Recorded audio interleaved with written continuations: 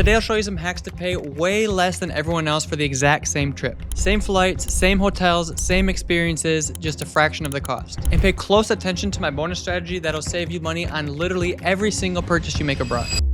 Okay, so an old school trick was just to search for paid itineraries and tours online and just copy them and do them yourself. But now there's an even better way to instantly plan epic personalized tours designed specifically to your exact interests and time frame. To do this, you want to pop open one of the AI tools I'm about to show you that can search the internet. The key here is that you want to be super duper extremely specific with the exact things that you're interested in and your exact trip. For example, don't just say, give me a 4-hour walking tour of Rome. Instead, try something like, I'm interested in ancient Roman history, authentic local food markets, and hidden viewpoints for photography. I have 6 hours from 3 to 9 p.m. on Friday, 3 hours from 7 to 10 a.m. on Saturday. I'm staying at Pantheon. I prefer walking because public transport. You know, basic baby and umbrella storage. Keep in mind, I want to try the most super food, I like seafood. Access to travel agent and create an itinerary based on these criteria, including walking distances, attraction open close times, and prices, restaurant recommendations, and public transportation instructions if necessary. I did this exact search, and here's what Gemini gave me. You can see that they gave super tons of detail hour by hour, and look, they even wrote things like the terrain between 2 different points. It says it can be uneven, but you could do it in the stroller that I'm using. And so it's taking everything that I told it into account.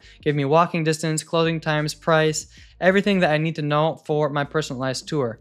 Whereas I tried this same thing on Perplexity and it gave me a little bit different style of an answer. You can see here, there's not quite as many details, but here you have pictures of each place so you can quickly see if anything looks interesting, as well as maps and even a way to click on reviews and get directions. And so I recommend just pasting your prompt into all these different tools, and then because they give you different types of answers. And then I did the same thing in ChatGPT, and you can see that it gave me a much more summarized, easy to read version with less details, but it's easier to scan through. And so maybe you could use something like this if you don't want to read through all the details. This can save you hours or even days of planning, although I would still do some quick fact checking to make sure that the distances and the places are accurate. And if you want to get really fancy, you can then even ask the AI to create for you a written or audio guide that you can read or listen to as you're on your walking tour at each stop to learn about each place. And it's like having a personalized tour guide in your pocket. And if you try this trick, there's one specific type of stop that should be on every single itinerary that'll help you save even more money, which I'll get to in a second. First, I want to cover a strategy on how to save money on flights that most people overlook. Most people book their flight, that's that, and they're done. But if you really want the lowest price, you can set price alerts for that exact flight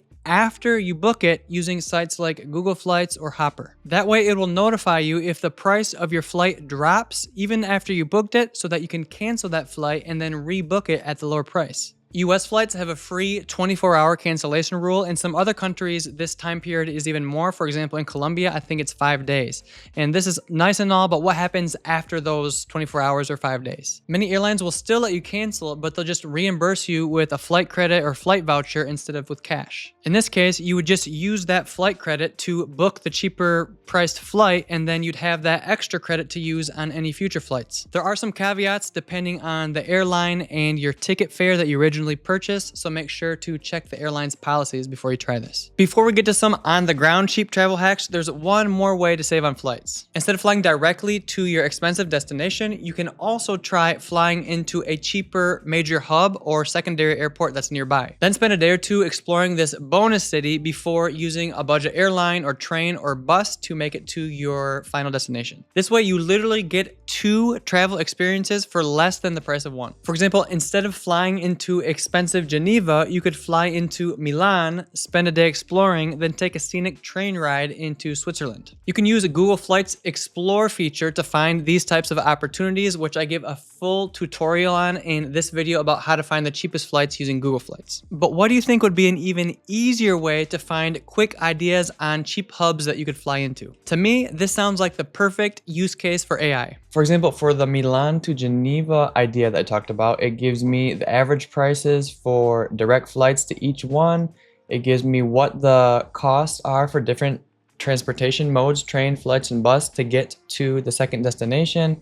And it even tells me if it's a good bonus city to add, if it would be interesting to go to as a bonus city. Plus at the end, it confirms for me that yes, this is a good way to save money, and it would be also a cool extra experience to have. Not too shabby if you ask me. Again, I'd obviously do some quick fact checking, but it's a really easy way to get some quick ideas. Next, it's always a good idea to learn how to say things like hello, thank you, and where's the bathroom in the local language. But if you want to save even more money, you got to be strategic about this. For example, if you memorize phrases like how much, discount, local price, where do the locals eat, you immediately signal that you're more tuned in than the average tourist. Speaking from experience, this can lead to significantly better prices, especially if you're haggling in a market or with taxi drivers. While traveling around South America, just knowing how to say, okay, yeah, but what's the local price in Spanish has gotten me prices that are sometimes half of what the gringo price was that they were trying to charge me. One time a vendor actually smiled at me and said, ah, you know, and gave me the real price. Right now I'm currently traveling in Brazil and I've been using Rosetta Stone to pick up some Portuguese, and they were kind enough to partner with me on this video. Rosetta Stone has a clever approach they call the dynamic immersion method, where instead of memorizing boring vocabulary lists, they show you images you have to match with words entirely in your new language. This forces your brain to naturally make connections between them, so you're learning in the language instead of trying to translate everything in your head. They also have exercises where you speak into your phone and their true accent technology compares your pronunciation to millions of native speakers. That way, when you ask for that local price, you'll actually sound like you know what you're doing. I like downloading these lessons offline on their app so I can do some last minute practicing on the plane. You can get an exclusive discount of over 60% off their monthly subscription or lifetime access to all 25 languages using the link in the description box below or by scanning the QR code on screen. Earlier, we talked about how you can get reimbursed if the price of your flight goes down after you buy it,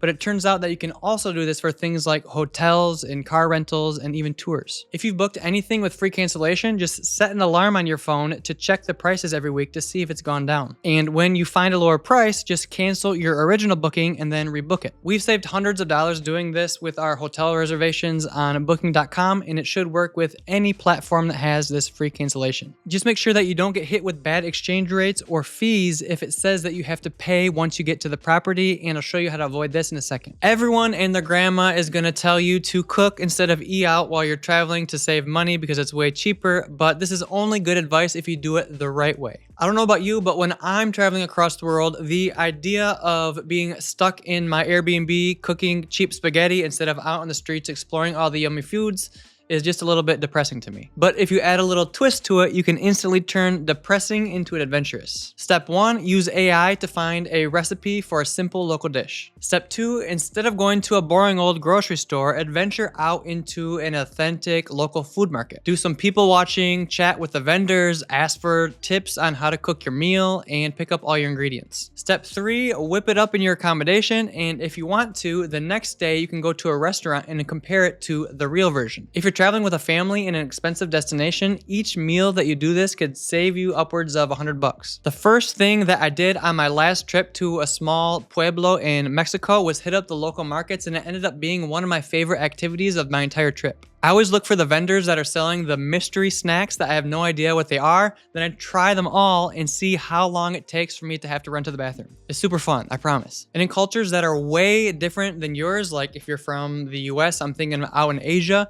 just taking a trip to the normal grocery store can be an adventure in itself because they normally do things way different and you'll see things that you don't see at home. And even finding basic things can be a fun challenge or puzzle. One time in Cambodia, I somehow stumbled into a Chinese supermarket and I was trying to find prunes, but somehow I ended up taking home olives. And unlike going out to eat at just another expensive travel restaurant, this is a funny travel memory that'll keep with me forever. Whenever you have to pay for things abroad, there's a right way and a wrong way to do it. The wrong way is to just use any old credit card or exchange your cash at a currency conversion place. That's because most banks charge a sneaky foreign transaction fee, and you'll never get the best exchange rates at those currency exchange stalls. Instead, I use a 2-card strategy. Card number 1 is your credit card, and you want one that has no foreign transaction fees. This will give you a good exchange rate automatically and purchase protection. Most cards that have no foreign transaction fees do have an annual fee, which means the other perks that come with the card have to justify the annual fee. But there's one card I like that has no foreign transaction fees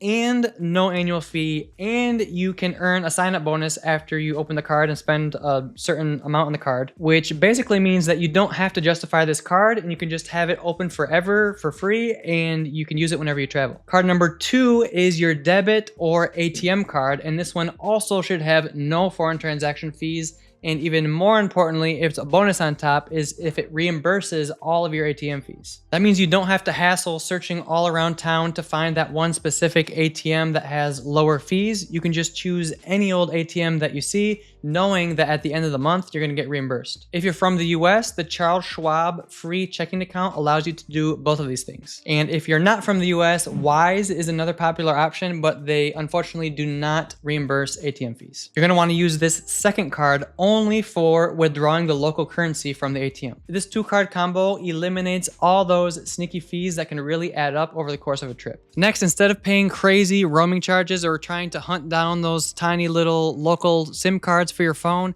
just use a travel eSIM. I'll link to a discount on the one that I use that's unlimited. You can set it up all by yourself on your phone before you even leave on your trip so that you're connected the second that you land in your destination. Yes, it might be slightly more expensive than hunting down one of those local physical SIM cards once you get to your destination, but it's also way less hassle and less time spent and less risk getting scammed with the SIM card scam that happened to us twice. Being instantly connected can also help you avoid overspending because you can do currency conversions, avoid getting ripped off, search for cheaper transportation options, read reviews to find the good value restaurants, and stuff like that. You can also save tons of money on your trip by knowing exactly what to pack, but more importantly, how to pack it the right way. Watch this video next for 10 cheap and clever packing hacks that I don't hear anyone talking about. Like, subscribe to the things. Love you. Bye-bye.